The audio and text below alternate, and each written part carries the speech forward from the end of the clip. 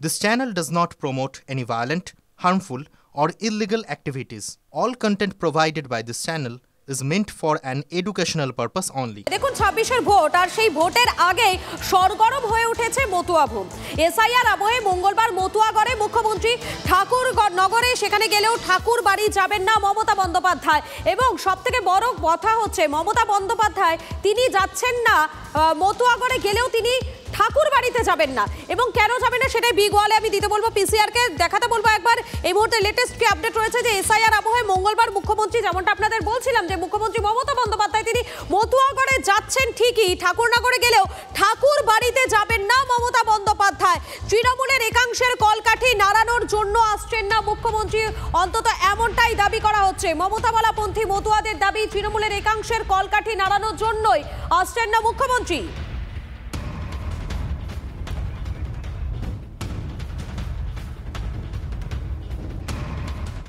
মমতা বন্দ্যোপাধ্যায় মুখ ফিরিয়ে নিচ্ছেন না, তবু আমরা আশা রাখছি তিনি ঠাকুর বাড়িতে যথাসময়ে আসবেন। আমরা আশা করেছিলাম তিনি এলে আমরা আর একটু মনোবল মানসিকভাবে, তিনি বিগত দিনে আমাদের সঙ্গে যেভাবে ছিলেন একটা অভিভাবকের ভূমিকা পালন করতেন, আমাদের বিপদে আপদে খোঁজ নিতেন, পাশে থাকতেন।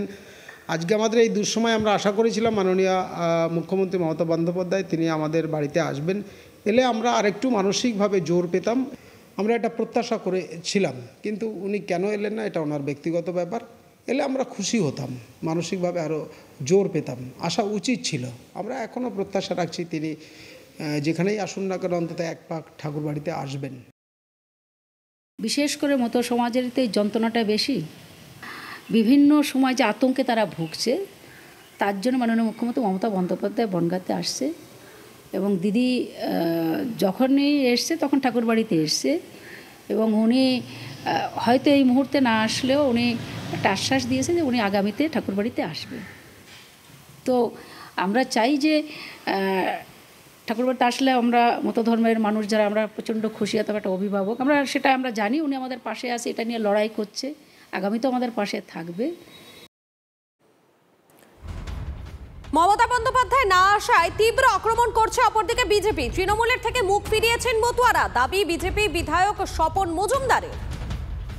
মুখ্যমন্ত্রী মমতা ব্যানার্জি ঠাকুর বাড়িতে যাওয়ার কোনো মুখ নেই তার, যেহেতু একটা সময় মুখ্যমন্ত্রী ভোটের লোভে মতুয়াদের পাশে অনেক মিথ্যা প্রতিশ্রুতি দিয়েছিল, সেই প্রতিশ্রুতি পালন করেননি, এবং পরবর্তীকালে যখন 2021 সালে এই সাব ডিভিশন থেকে একাধিক সিটে বিজেপি জিতেছে, মুখ্যমন্ত্রীর মাথা খারাপ হয়ে গিয়েছিল, তাই সে ভুলভাল মন্তব্য করেছে আমাদের পূজনীয় হরিচাঁদ ঠাকুর এবং গুরুচাঁদ ঠাকুরকে।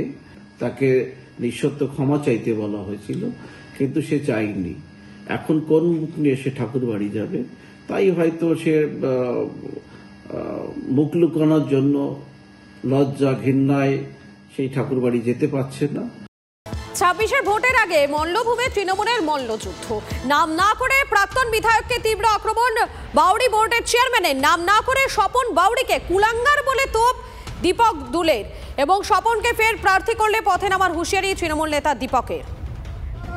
বাঁকুড়া লোকসভা সংরক্ষণ কোটায় এখানে প্রার্থী হয়েছে, দুবার এমএলএ হয়েছিলেন, একটা বাউরি জাতির মানুষের কথা বলেনি।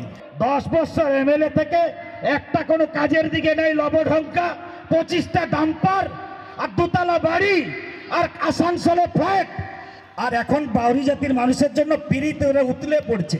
আসুক দলকে আমি এখান থেকে বার্তা দিতে চাই, যদি কুলাঙ্গার লোককে এই সালতোড়া বিধানসভায় টিকিট দেওয়া হয়, তাহলে সালতোড়া বিধানসভার দলিত জনজাতির মানুষ রাস্তায় নেমে বলবে এই রকম ডাম্পারওয়ালা লোককে আমরা ভোট দেব না। জেনে রাখুন, এই লড়াইটা বাঁচার লড়াই।